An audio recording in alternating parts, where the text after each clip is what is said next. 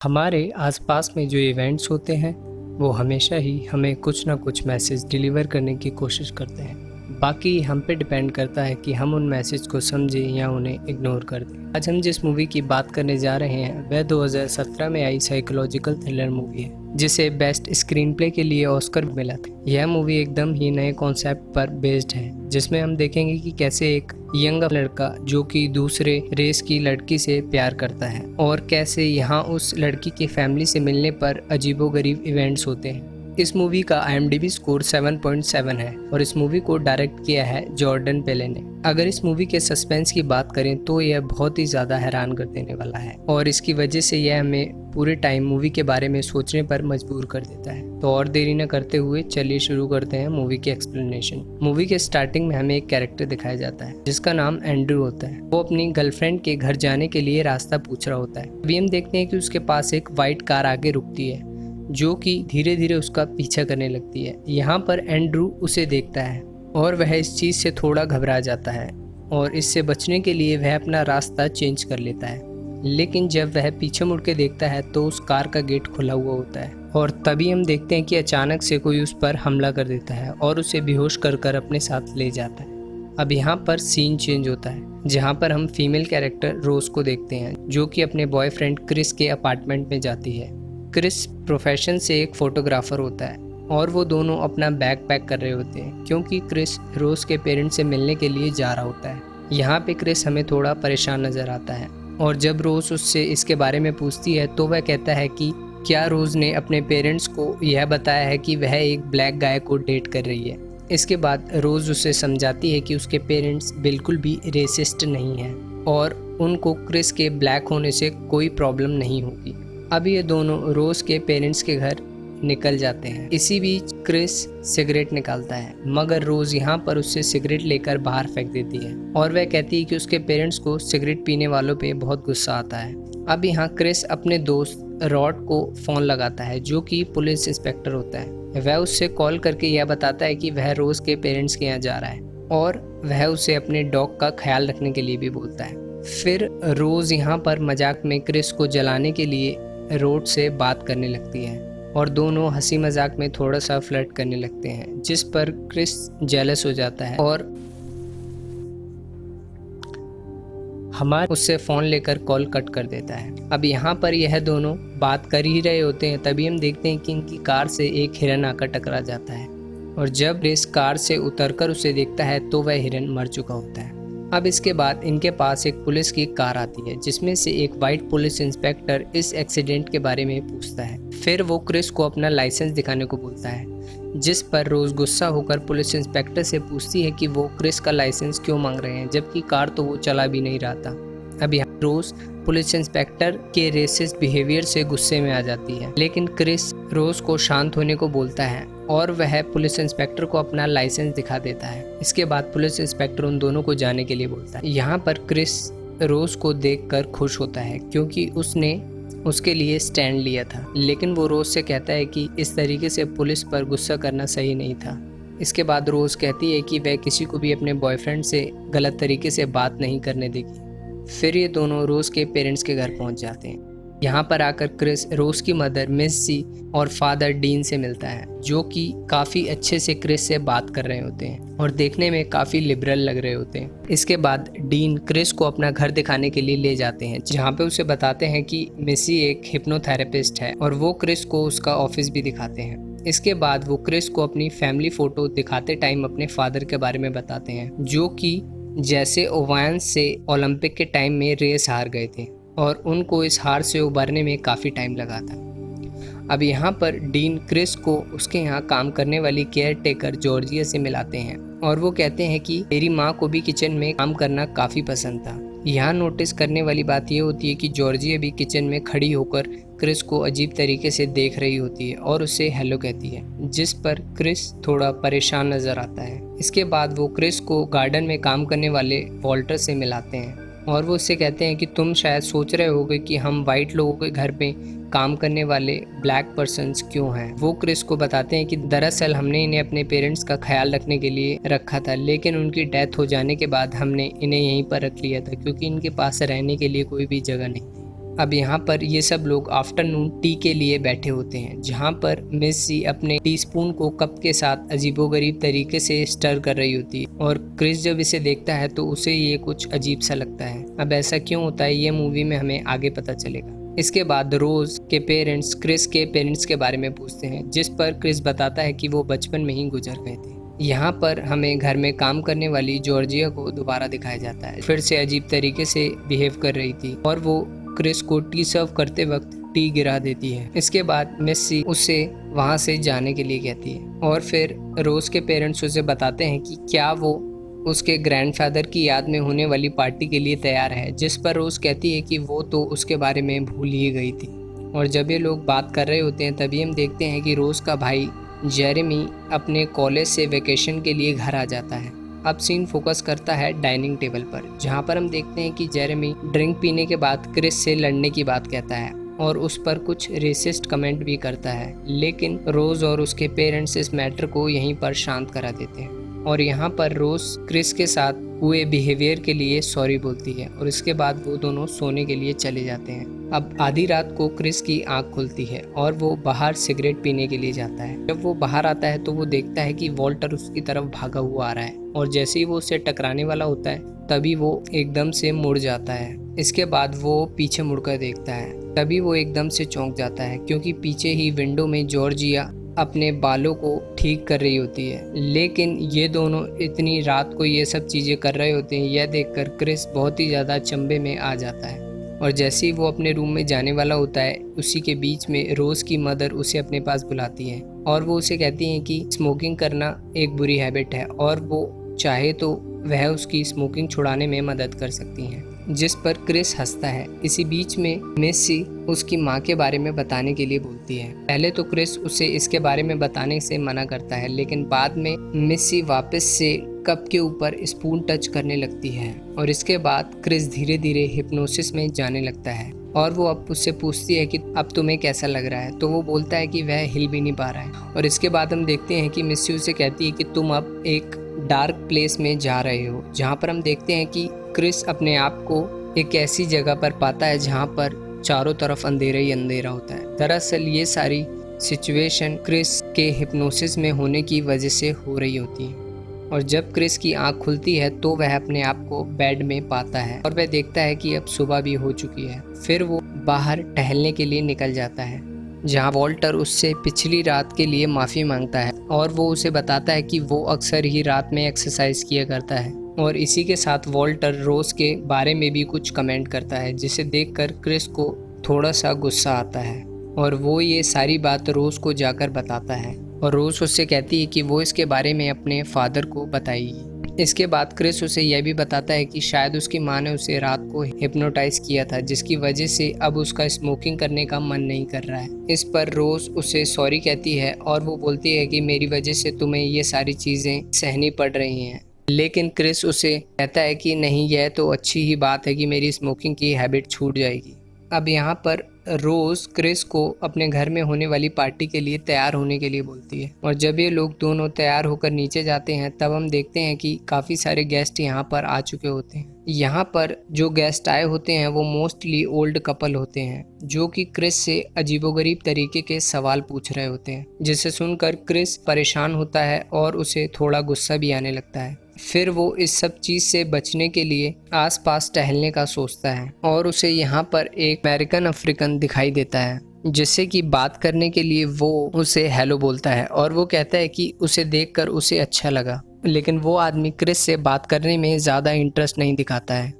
यह आदमी देखने में तो यंग लग रहा था, लेकिन इसका स्टाइल एकदम ओल्ड पीपल जैसा था। यह देखकर क्रिस बहुत ही हैरान हो जाता है। इसी के साथ वो ये भी देखकर परेशान होता है कि यह आदमी अपने से 30 साल बड़ी वाइफ के साथ होता है। ये सब चीज़ें क्रिस को अंदर ही अंदर बहुत ज़्यादा परेशानी में डाल रही होती हैं और फिर वो इन सब चीज़ों से बचने के लिए अपने रूम में चला जाता है। उसके जाने के बाद हम देखते हैं कि सब एकदम चुप हो जाते हैं और ऐसा लगता है कि ये सब लोग सिर्फ क्रिस को नॉर्मल दिखाने के लिए ही बातें करने का नाटक कर रहे थे। यहाँ पर क्रिस अपने रूम में आकर पाता है कि उसका मोबाइल चार्जिंग से हटा दिया गया है और उसकी बैटरी डेड है, जिसे देखकर उसे गुस्सा आता है और वो रोज को शायद ये काम जॉर्जिया का है, क्योंकि जॉर्जिया उसे पसंद नहीं करती।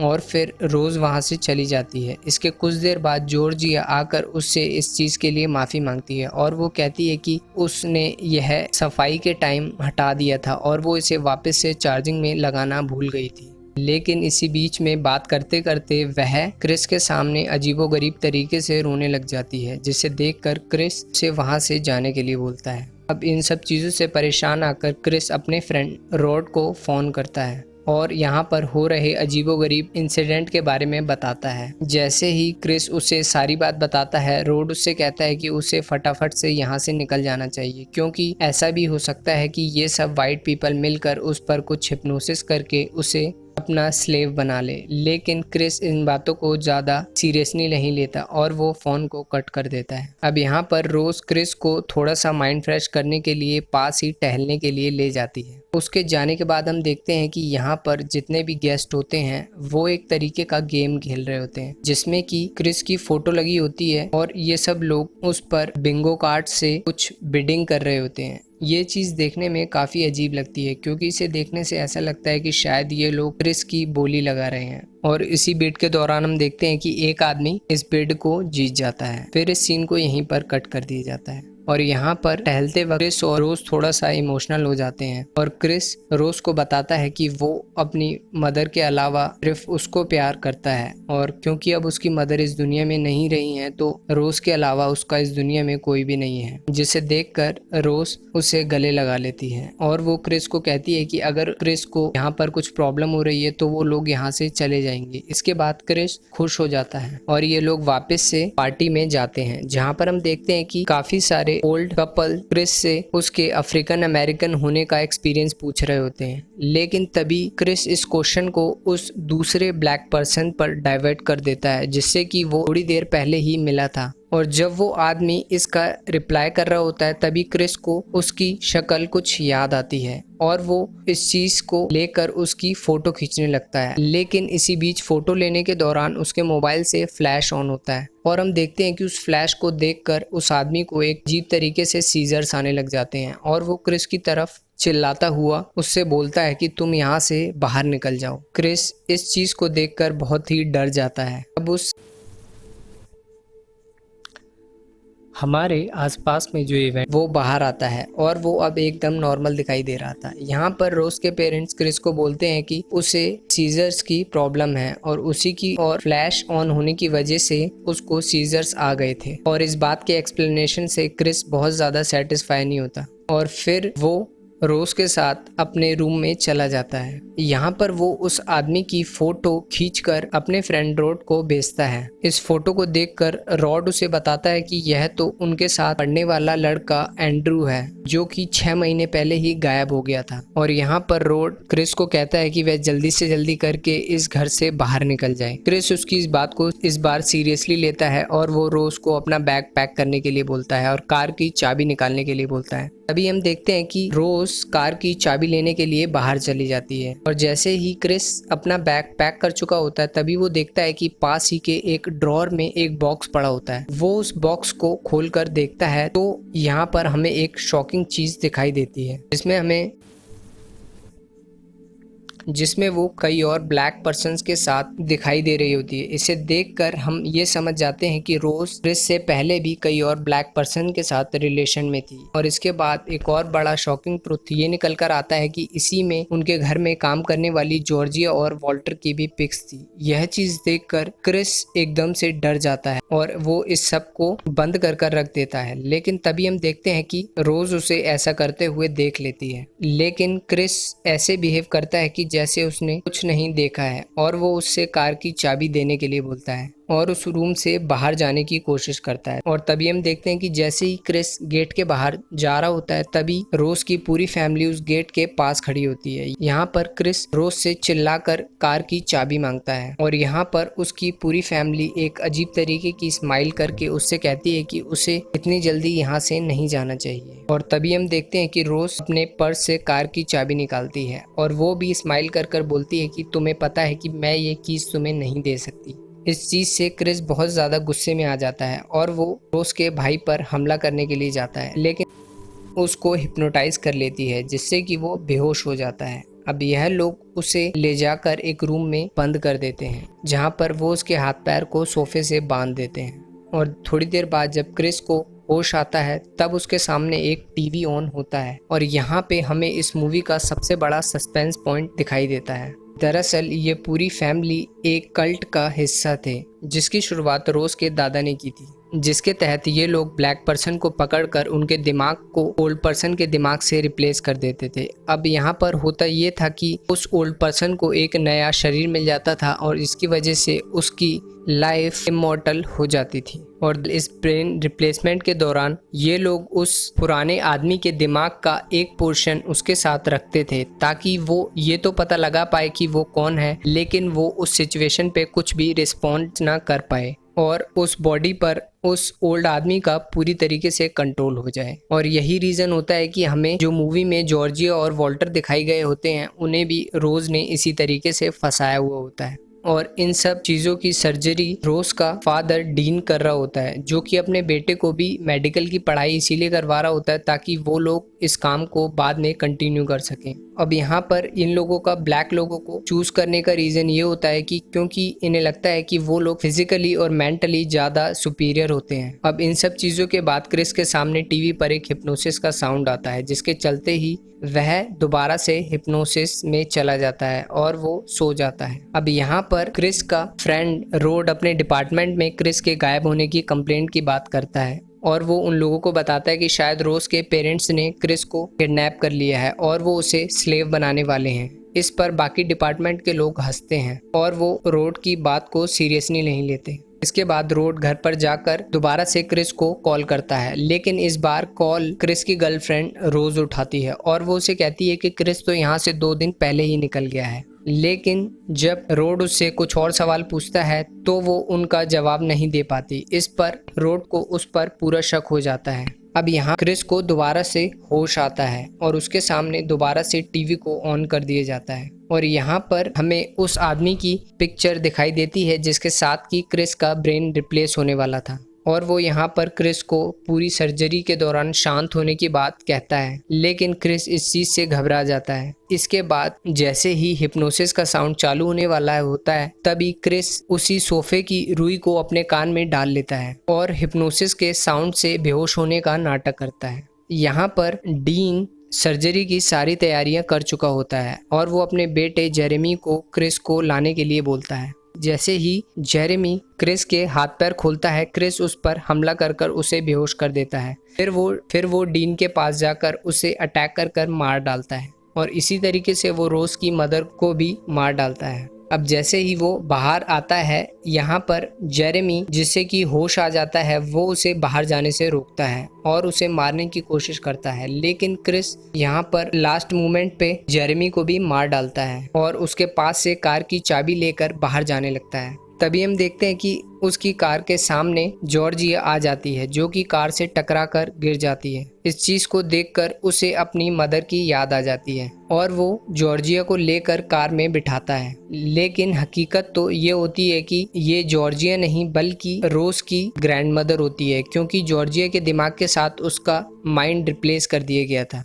और जैसे ही जॉर्जिया को होश आता है, वो क्रिस की गाड़ी का एक्सीडेंट करवा देती है, लेकिन इसी एक्सीडेंट में वो भी मारी जाती है। फिर यहाँ पर जैसे ही रोज इस एक्सीडेंट की आवाज़ सुनती है, वो अपने हाथ में एक गन लेकर क्रिस को शूट करने के लिए जाती है और बार बार उस पर बुलेट फायर करने की कोशिश करती है। क्योंकि क्रिस यहाँ पर घायल होता है तो वो लड़खड़ा कर चल रहा होता है। और इसी बीच हम देखते हैं कि रोज वॉल्टर को आवाज लगाकर बोलती है कि ग्रैंडफादर उसे पकड़ो, और यहाँ पर वॉल्टर क्रिस को पकड़ लेता है और रोज उसके पास आ रही होती है। तभी हम देखते हैं कि क्रिस को कुछ पुरानी बात याद आती है और वो अपने मोबाइल से कैमरा ऑन कर वॉल्टर पर फ्लैश चमकाता है। फ्लैश ब्लिंक होने से वॉल्टर की मेमोरीज वापस आ जाती हैं। अब यहाँ पर अगर आपको थोड़ा सा कंफ्यूजन है तो हम बता दें कि जब भी पीपल जिनके ऊपर ये लोग सर्जरी करते हैं उन पर फ्लैश ब्लिंक किया जाता है तो कुछ देर के लिए उस ओरिजिनल आदमी की मेमोरीज वापस आ जाती हैं, क्योंकि उसके ब्रेन का कुछ पार्ट अभी भी उसके अंदर ही रहता है। अब जैसे ही वॉल्टर की मेमोरीज वापस आती हैं, वो ऐसे एक्टिंग करता है कि जैसे वो अभी भी रोज का ग्रैंडफादर है और वो रोज को गन देने के लिए कहता है। और जैसे ही रोज उसे गन देती है, रोज पर फायर कर देता है और खुद भी अपने सर पर गोली मारकर मर जाता है। यहाँ पर क्रिस भी घायल पड़ा हुआ होता है, लेकिन रोज अभी भी पूरी तरीके से नहीं मरी होती है और वो क्रिस को मारने के लिए दोबारा से बंदूक उठाने के लिए जा रही होती है। और इसी बीच में क्रिस उससे बंदूक लेकर साइड कर देता है और वो रोज को गला दबाकर मारने की कोशिश करता है, लेकिन वो फिर बीच में ही रुक जाता है और रोने लग जाता है क्योंकि उसने कहीं ना कहीं रोज से प्यार किया होता है। और इसी के बीच में हम देखते हैं कि पुलिस की एक गाड़ी आती है जिसमें से क्रिस का फ्रेंड रोड बाहर आता है और वो क्रिस को लेकर अपने साथ कार में चला जाता है और वो क्रिस को बोलता है कि अब ये मैटर सॉल्व हो चुका है। और यहाँ पर रोज उसी घायल कंडीशन में रोड पर पड़ी रहती है और वहीं पर मर जाती है और यहीं पर इस मूवी को ख़त्म कर दिया जाता है। तो आपको ये मूवी कैसी लगी आप हमें कमेंट बॉक्स में लिखकर बता सकते हैं और ऐसी ही कुछ इंटरेस्टिंग मूवीज़ की एक्सप्लेनेशन के लिए चैनल को सब्सक्राइब कर सकते हैं।